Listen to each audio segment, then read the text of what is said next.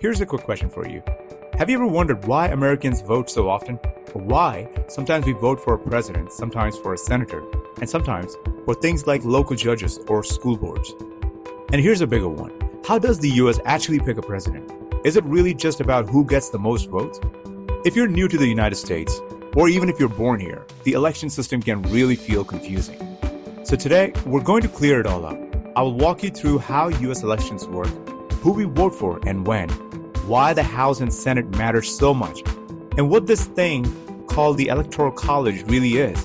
Do we really have to go to college to vote? We'll keep it simple, detailed, and by the end of this episode, you'll know exactly how the pieces fit together. All right, so let's dive in. I've broken this down in 8 segments to help you understand this better. So let's start with segment 1. What are US elections about? So at its core, like many other countries, elections in the United States are how people choose who will make decisions on their behalf. These decisions cover everything from schools, healthcare, taxes, to how much a parking ticket could cost. US elections happen at 3 levels.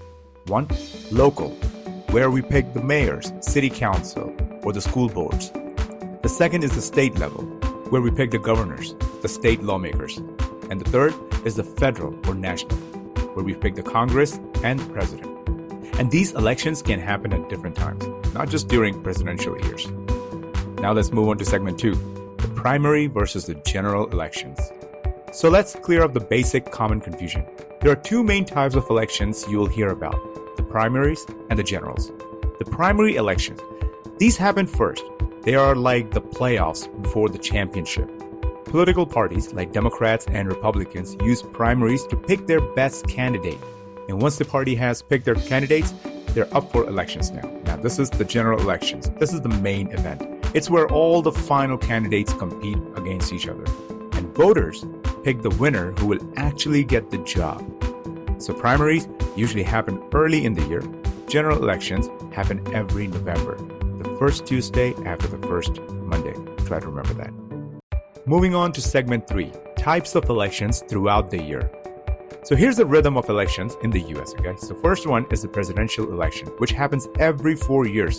So think about 2008, 2012, 2016, 2020, 2024, you get an idea. Second is the midterm elections. Now these take place every 4 years too, but they don't align with the presidential election timeframe. They happen in the middle of a president's term. So once the president has been elected in 2008, the midterm elections took place in 2010, then 2014, 2018, 2022, 2026, and I'm sure you got an idea. And then there are local elections. These can happen every year depending on where you live. So let's take a step back. Who do we elect during the midterm elections? We elect all 435 House representatives. And we also elect about 1/3 of the 100 senators, many governors, and local leaders too. So how Congress elections work? Let's talk about House and Senate. But before that, let's try to understand what Congress is. Congress is the legislative branch of the US government. It's the group of people who make the laws for the country. Now, Congress is made up of 2 parts, the House of Representatives, which include 435 members, and the Senate, which include 100 members, 2 per state. Together, the House plus Senate makes the Congress. So again, the House of Representatives has 435 members. Each represents a small area of a state known as a district. Now, the more people we have in a state, the more districts we have in a state, and the more representatives we would have from that state. So big states like California and Texas have many representatives because they have more people. And the House of Representatives are elected every 2 years. Moving on to the Senate, they have 100 members in the Senate, 2 from each state. And the senators are elected every 6 years. But only about 1/3 of senators are up for election every 2 years. This keeps the Senate more stable. So think about it like this. Categorize the Senate into 3 groups, right? Class A, Class B, Class C. On year 0, only senators from Class A are up for re-elections. That means only 33 or 34 senators are re-elected in that year. Then the next election will happen 2 years down the road, on year 2. During this time, only senators from Class 2 will be re-elected. Again, only 33 or 34 senators out of the population of 100 senators. And this cycle continues to repeat with Class 3, then Class 1 again, and then Class 2, and you get the point. So during midterms and the presidential election, you will often see House and the Senate elections happening together. But remember, the Senate elections are only 1/3 of the total population. Moving on to segment 5, how the president is actually elected, the Electoral College. And no, you don't have to go to college to vote. But here's the twist about electing a president. In US, we don't directly use popular vote to pick the president. Instead, we use something called the Electoral College. And here's how it works. Every state gets a certain number of electoral votes based on their population. So again, bigger states like California and Texas have more votes. Smaller states have fewer. When you vote for president, you're actually voting for a group of electors who have promised to vote for your candidate. In total, there are 538 electoral votes.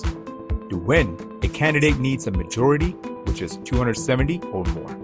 And in this system, it could mean that a candidate can win the popular vote across the country, but lose the Electoral College and the presidency.